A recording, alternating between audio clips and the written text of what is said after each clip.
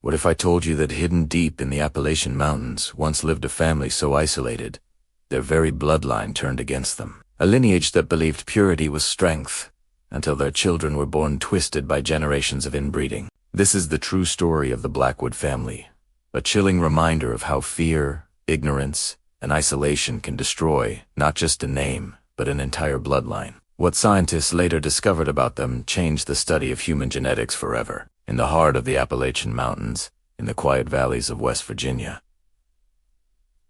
there once existed a community that time forgot. It was 1937.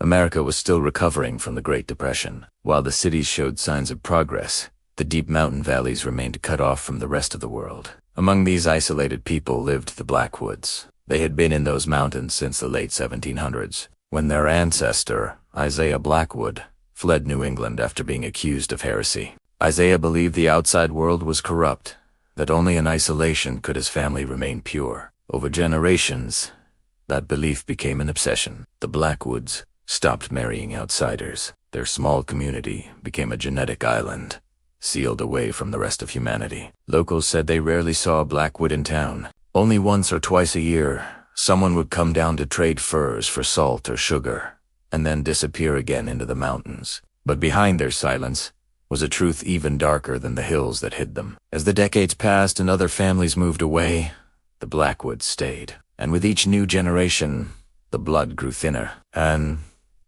psyche. In 1915, Sarah and Joseph Blackwood, first cousins, were married.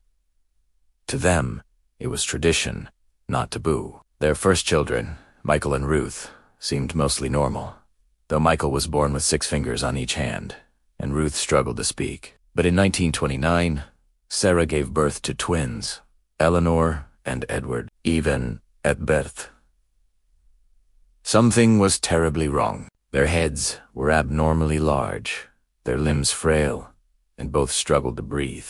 The local doctor who traveled through the snow to reach their home wrote in his notes, "I have never seen such deformities in newborns. Their skulls are swollen, limbs malformed. I fear they will not live through the week." But the twins survived. They grew, but their bodies remained twisted.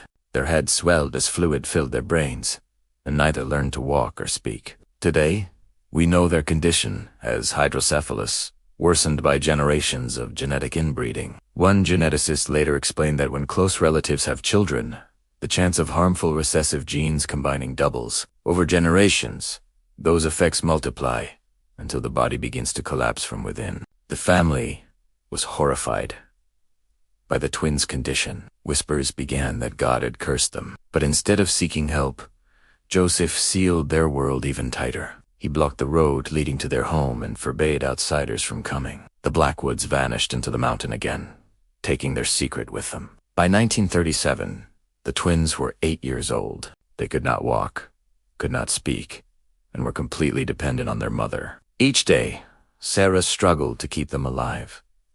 The burden broke her spirit. Neighbors miles away said they sometimes heard screams carried by the wind on cold nights. That winter, one of the worst storms in years struck the valley. Inside the cabin, a violent argument erupted between Sarah and Joseph. One neighbor later said they heard Sarah shouting, "Look at them.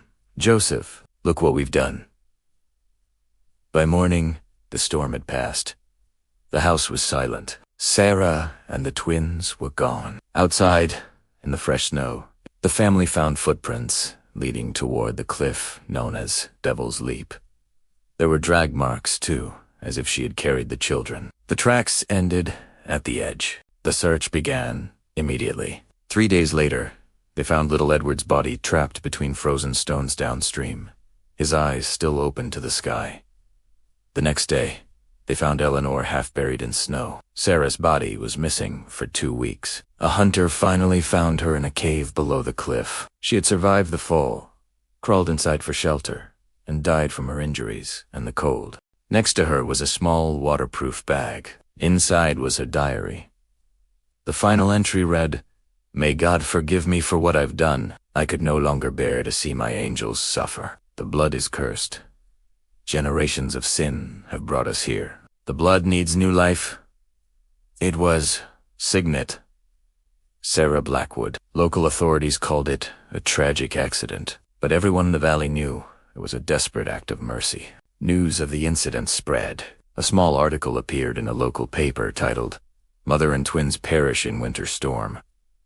But it wasn't the deaths that caught attention. It was what the coroner discovered.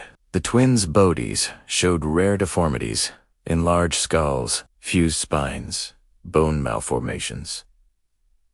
Unseen outside medical journals, the Carnegie Institute sent a young geneticist, Dr. William Carlson, to investigate. Carlson arrived that spring. He was just 31, one of the first scientists in America to study heredity and disease. Locals distrusted him, but he kept going, hiking for days through the valley, collecting birth records and family histories. What he found shocked even him. He traced the Blackwood family line back 9 generations. Over 85% of marriages were between cousins. Some were uncle and niece, disguised under false names. In 1939, Carlson published his report, The Genetic Collapse of the Blackwood Line. He wrote, "The family presents a clear example of cumulative genetic isolation. Recessive disorders, normally dormant, have here expressed themselves fully, leading to irreversible degeneration." The Blackwoods became a case study in what science now calls inbreeding depression, when lack of genetic diversity causes each new generation to grow weaker and more deformed than the last. Carlson urged the surviving relatives to seek medical evaluation, but most refused. They feared shame more than sickness. By 1952, the last direct descendant, Mary Ellen Blackwood, was born with severe disability. She died at the age of 6. The bloodline ended. The valley grew quiet again. The dirt road that once led to their home vanished under weeds and trees. Only the stone foundation of the cabin remains, covered in moss and silence. In the 1980s, scientists revisited Carlson's work with modern DNA analysis.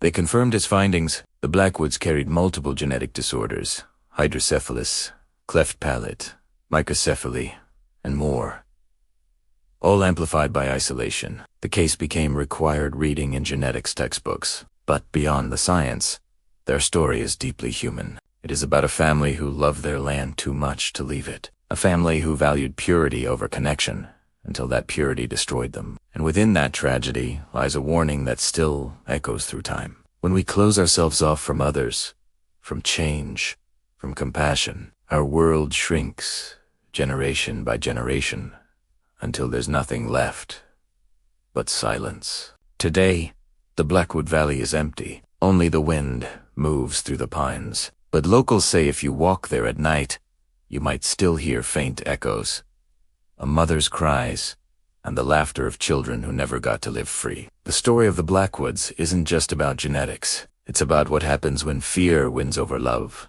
and when isolation becomes our inheritance. Isolation preserves nothing. It only magnifies what's already broken.